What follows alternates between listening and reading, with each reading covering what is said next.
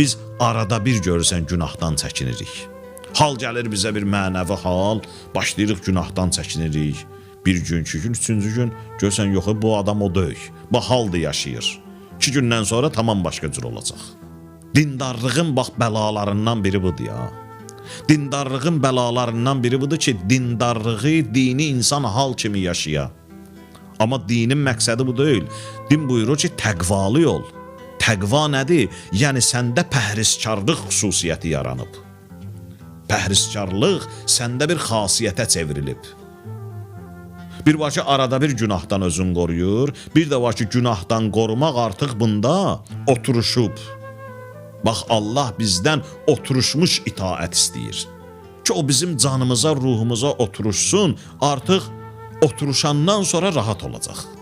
Yaxşı iş görməkdə rahat olacaq, pis işdən çəkinmək də rahat olacaq.